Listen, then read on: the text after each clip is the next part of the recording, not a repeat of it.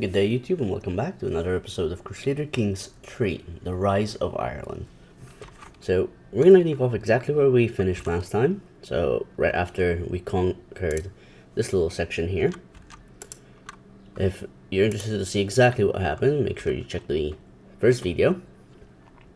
Now, in this case today, we have to be careful because we still don't have any children, so we have to make sure that we have at least an heir to the throne, just in case anything happens, that our character dies, we don't actually lose the game. So what we're going to be doing instead, for now, is we're going to start working on inner politics for our country. What I'm going to do, first and foremost, right, as you can see, perhaps the Chancellor here has a fairly low diplomacy skill. So what I'm going to do is I'm going to get my chiefess here and to assist in court politics. That will make this a bit easier for us in the long run, because she will be helping them indefinitely. Now, we also need to start find a way to get a better marshal, because that, with a martial skill of 3, that is terrible. That is absolutely terrible. Now, since we're not actually going to be doing any war currently, I'm just going to go ahead and switch him to him, so we don't have to worry about that. At least we get someone who has a decent skill. Spymaster is fine, Steward is fine, and the Bishop, I can't physically do anything about the Bishop until he dies, because he is placed here based off the Pope's choice. I have no control over the bishopric here. As for our character, again, pure-blooded, calmly, and strong, very decent stats, strong military commander, and a very powerful duelist. And our wife, who also has the pretty trait, and that actually gives us a boost, because we do have calmly, that any children we have a higher chance of being born with this trait, along with pure-blooded and strong, but they have a bit of a less chances of being born with those traits. As you can see here, the domain, we can only have one more holding under our limit based on our character, so we can only have one more county that we can control, unless, which is going to be the task at hand, what we're going to be doing here is creating the Duchy of Connacht. So to do this, we need 2 de jure counties, which we do have. We have all 3 of them. And we also need an additional 125 gold. So we only have 6, and we can only make 1.5 gold a month. So we need some way to get a bit more income here. So what we're going to do, if we go to the military tab here, we currently have 815 troops out of 839. So what I'm going to do is I'm going to wait until the levies are completely full, and we're going to raise them as raiders, and we're going to go to most of these counties next to us in Ireland, like this one, and loot. That's 15 gold from this county. We get an additional 15 from this one. I'm not gonna raid our ally, of course. There's 15 for that. Every main county, you can get 3 from that, but we can also get 15 from here. Even the bishoprics, we can raid for like 6 or 3 gold, depending on what they are. But most of the capital towns, they all have at least 15 gold that you can capture. So what we're going to do is going to start working on that for a moment. And until then, I'm going to wait a bit more. If I see that we do not have any children soon, I will also consider getting secondary spouses, which is realistically not a bad thing, because we can go ahead and do that. Because this will also increase our court size, realistically. But I would like to be able to get the duchy first before I do this, just in case we end up with some issues along the line later on with our succession law. So basically how it works is, if my character dies right now without having an heir, the game is over. However, if we have, say, 2 children, one from our first wife and one from our second wife,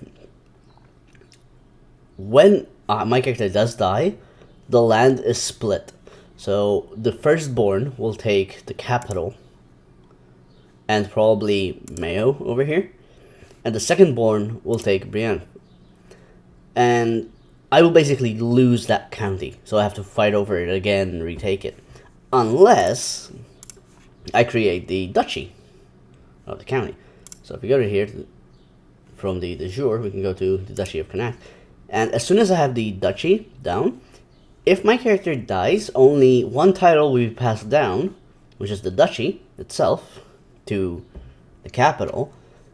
The other siblings may get the counties of Mayo or Brienne, but that's quite alright, because they will still be under my control, because at that point I will be, instead of just chieftain, I will be High King.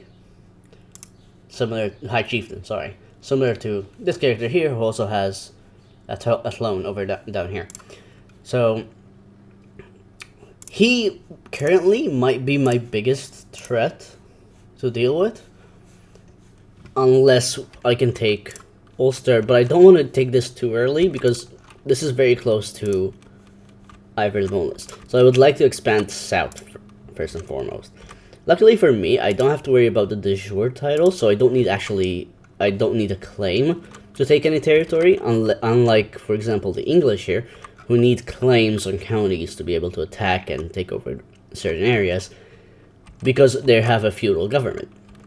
Because we are a tribal government, we can just attack our neighbors, just for a little bit of piety, to be able to just take over their land. So, like, I can just decide I want to go to war with this chieftain here for this piece of land, and that's it. I'll just go to war.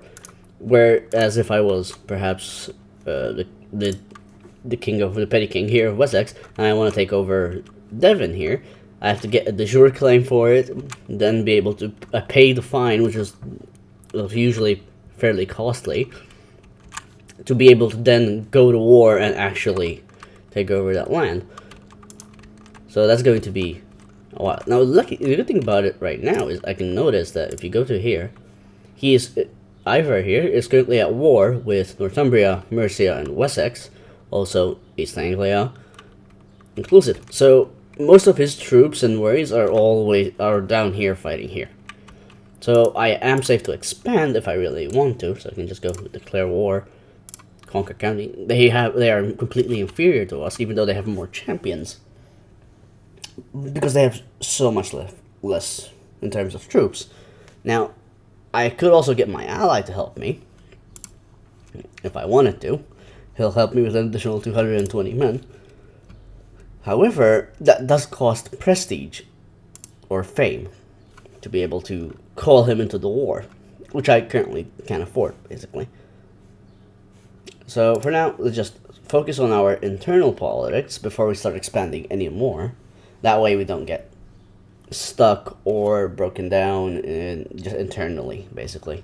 We need to focus more on securing our fiefs and titles. So, the first thing we're going to do is just going to get some raiders. We'll just wait for this until it's completely full in terms of levies, and then we can just go out and continue. So, as soon as I changed my council number, as you can see, the number of levies changed. So we did lose some levies total, because this was 836. However, we get a faster rate because of the skill. We also don't have the character doing the levies, so we have technically slightly less than we would normally have.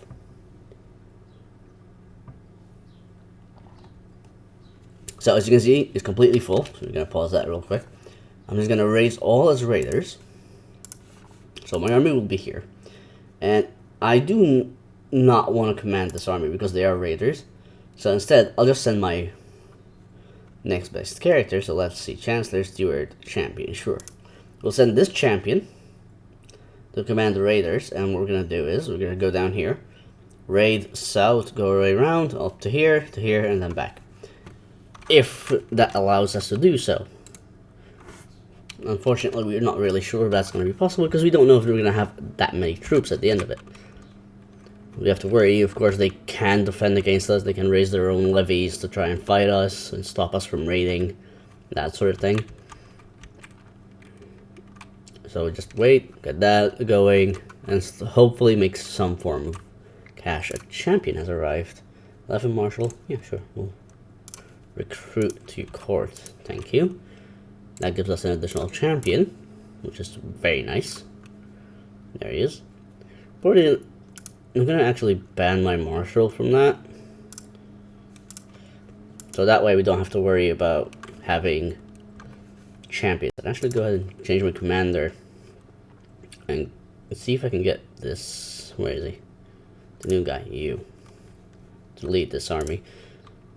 So this is an interesting point here, as you can see.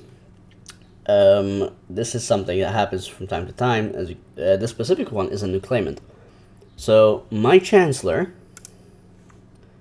Flan here, who is terrible at it, has accidentally given this chief, the guy that we're currently raiding, a claim on my land.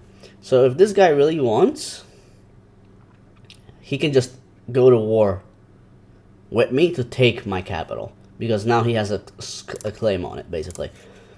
Even though he doesn't really need it, because, you know, we're a tribe, but that's fine.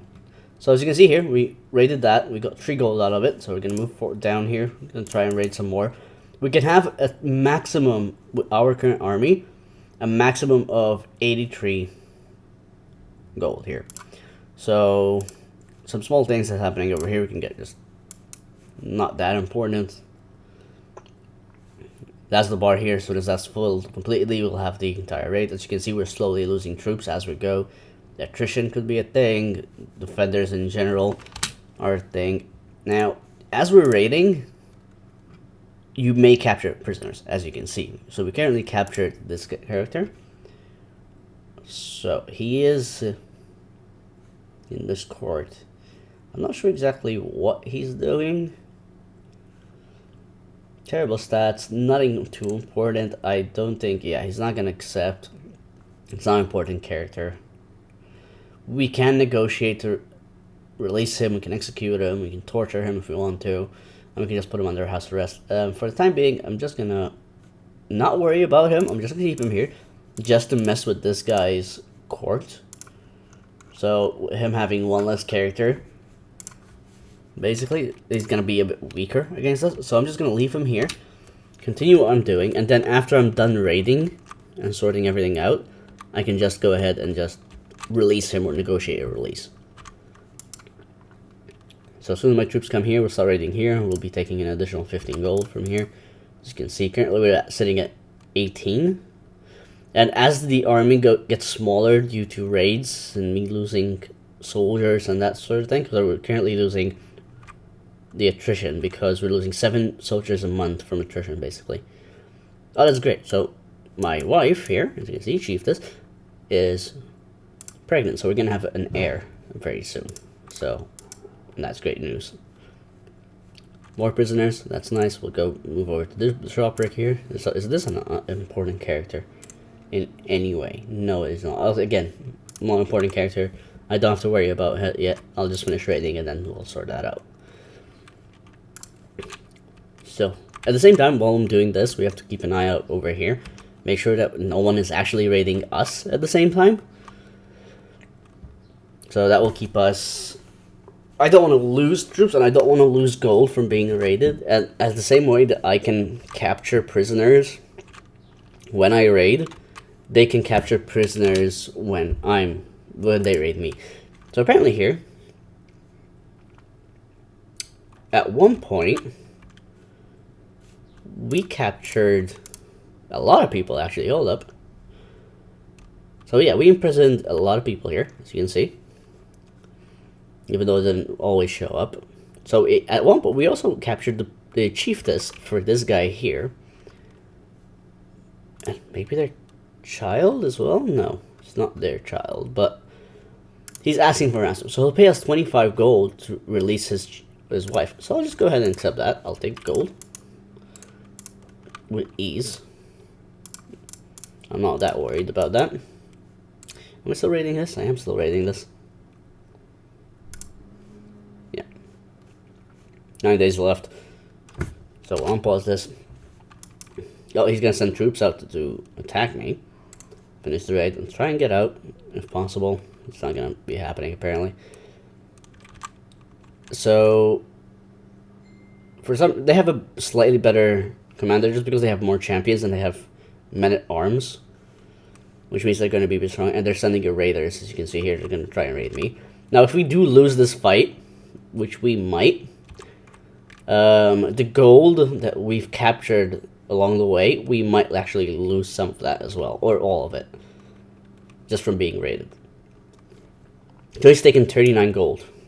Yeah, we took all the gold that we raided. So basically, this turned out to be a huge waste of time, other than the fact that I captured the chiefess, and therefore that gave me an additional 25 gold because he ransomed her, which is fine. Realistically, not a big loss on that front. I'll just disband my raiders and wait until my levies go back up, and we'll try again later because we lost half our levies. So if we get attacked by this guy again, we're not going to be able to defend, basically. So we have a son, and as you can see, he was born with the Hamson trait because we had that ability. So sure, we'll keep the same name, that's fine. And he has claims on all 3 titles because he's the only child, and because he does have the skill, he starts with a +2 diplomacy and 1 learning, just based off of his ability. So his learning starts, because as it is, it's +1 because he's a child, and we have the Holy Sight, so that gives us an automatic skill. However, because he has the handsome trait, he has an automatic 2 diplomacy. So as he gets older, he'll get more and more a higher level of understanding and certain things. Now, I will be educating him myself personally, and what that does is my traits here will rub off on him. So because I am a martial expert, his martial trait will start going up more and more. So as you can see here, we're unlocked the ability to get a new trait here. So what we can do is we can take any of these. We can go through any of these. I'm not worried about this one. I'm not worried about this one. I will take the chivalric dominance because our knights have a +75 effective ability, which means all our champions who are currently leading troops will have a big bonus through any troops or whatever. Again, our chancellor is completely terrible, and he's just making a fool of us. So if at any point I'm allowed just to be able to get rid of him, that'd be great. So let's negotiate this guy. These we can actually recruit them to join us realistically if we wanted to. If not, I'm not that worried. So let's see, are there any characters that I'm not that worried about? Let's actually have a look here. We might get a decent character. So what about you? How's your prowess? Your prowess is not that good, but you are a decent soldier, which is not necessarily a bad thing. I might get you. And this child is still, he's gonna be having a bad day. It's his grandson. So why wouldn't he want to ransom him? I'll keep him in my dungeon for a while. I will try and recruit. Are you married? Don't seem like you're married.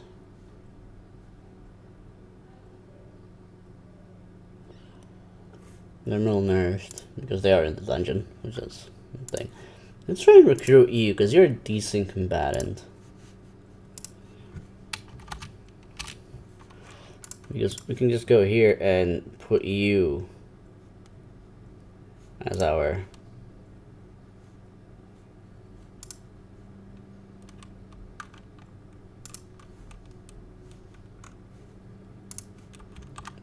Did I accidentally did I fuck that up? I think I may have. Yep, I did. You're the guy that I wanted to negotiate release. That's fine.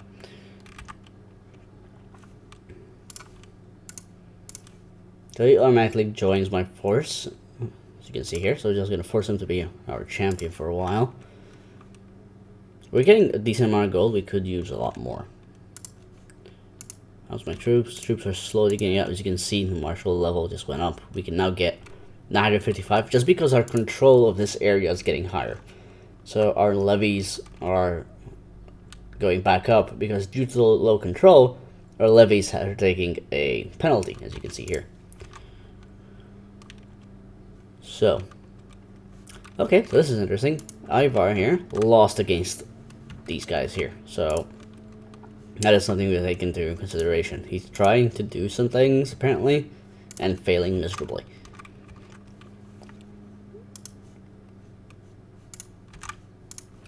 So,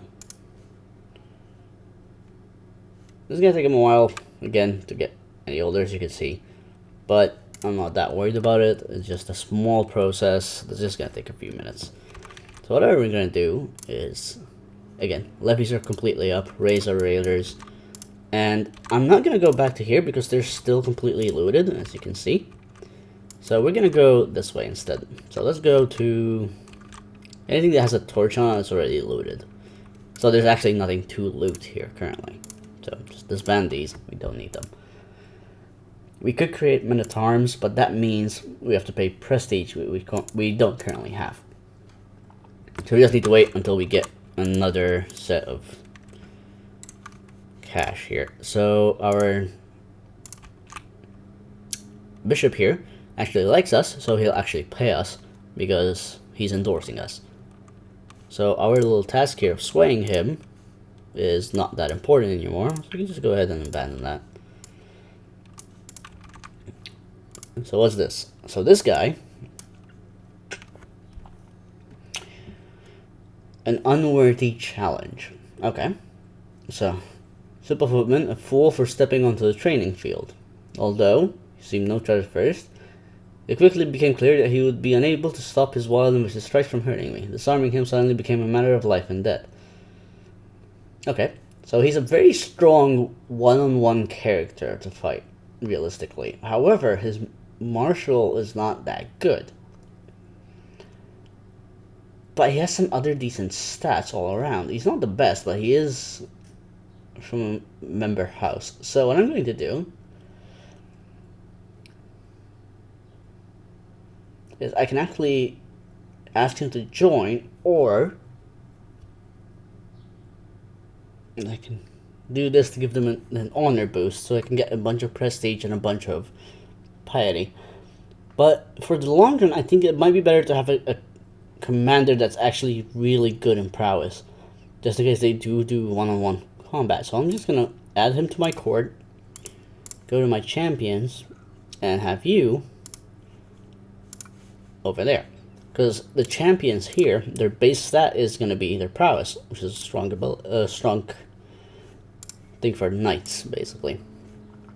And realistically, my marshals here, that's fine. Champion. I need somebody with a decent diplomacy. So what we're going to do, I'm going to pause this real quick. I'm going to have a quick look around the courts of other characters and see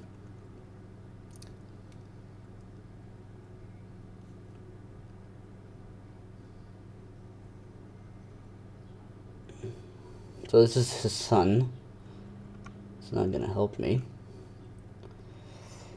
And that's the bishop, not going to help me. So he has no diplomacy characters that I can take or try to sway into joining me. He's a decent guy, but he's really weak. He's seen some troubles. Anybody that has a decent diplomacy trait? There we go. Hold up. Oh. I can't have you be my diplomat, unfortunately. This could be interesting. Okay, what about you? If I invite you. There's a high opinion of him, but he is a champion of his liege. So unless we send him out with a lot of money, I doubt he'll join us. Let's try you. Have a look at what you're doing. Bishop, champion. That's a slightly downside to this entire thing is when you have characters like this who have so little court sizes, they end up having a lot of characters that overlap in tasks like Marshal and Champion or that sort of thing. So you end up having characters who will never leave their liege just because they're giving so many titles or abilities. And just being bishops in of itself, I can't really do anything with bishops. I can't pull them away from their task, basically. So let's see, there's nothing I can do here. He does have some guests that I might be able to take. He's not bad all around, but he still won't be joining us. What about you? Last guy on the list. His wife doesn't help me. Yeah, not a single diplomatic character that's actually decent to take. So what I can do. You have no diplomacy, you have no diplomacy, and you have no diplomacy. Completely terrible characters. I don't need you, I'll just get you out of my dungeon. Don't need you, we'll negotiate you out of my dungeon.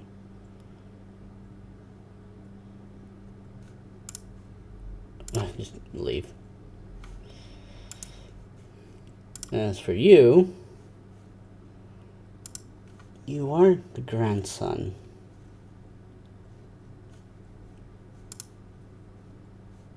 of this guy. You're the son of the heir for here.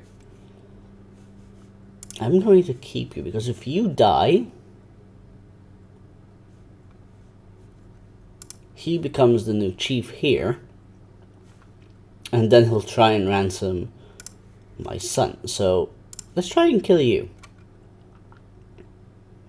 Actually, no, I'm not really built for this. So I'm just going to leave that at this. And then when he naturally dies, his son will automatically ask me to release his son. So what we're going to do, that's about it for this episode.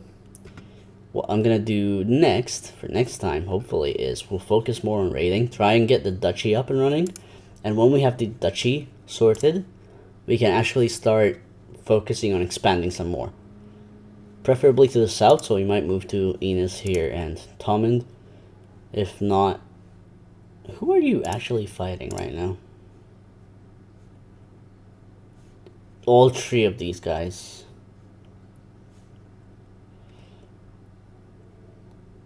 Oh, you're at war with